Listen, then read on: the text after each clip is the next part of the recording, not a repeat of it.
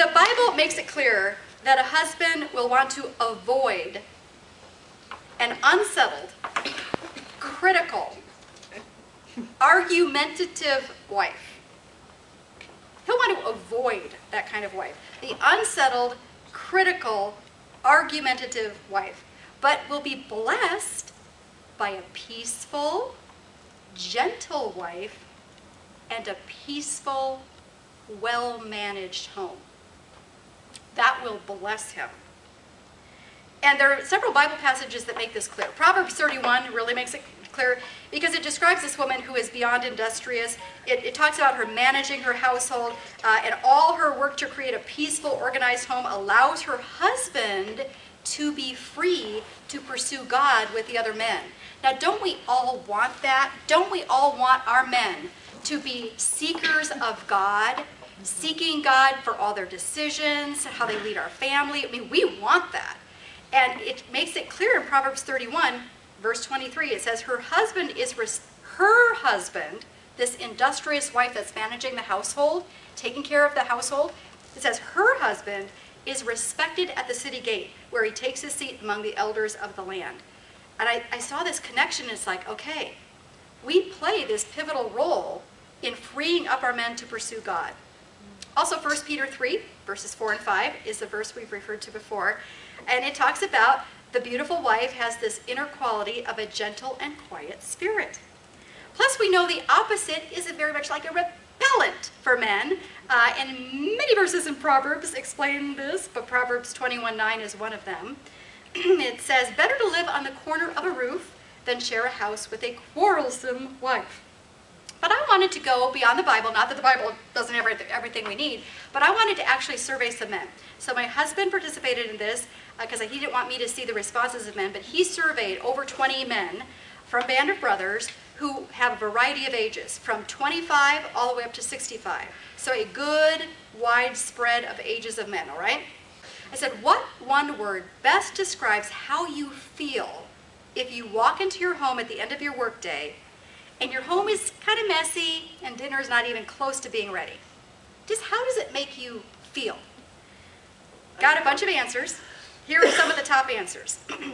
Unsettled, uneasy, unappreciated, stressed out,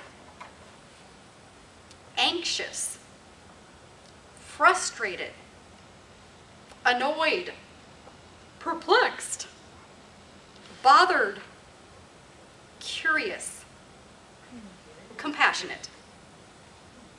I like that answer. That was kind of nice. Throw in the compassionate thing at the end there. But could you get the flavor of that?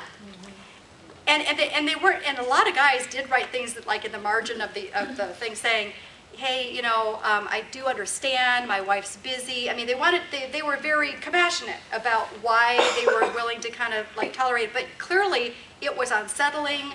It made them anxious, stressed, all that kind of stuff.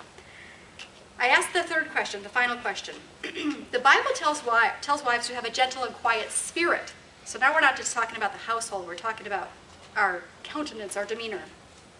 The Bible tells wives to have a gentle and quiet spirit. Is that important to you? And if it is, why? All but one person said, it is important to me that my wife has a gentle and quiet spirit. And they wrote volumes about why. These men wrote whole paragraphs.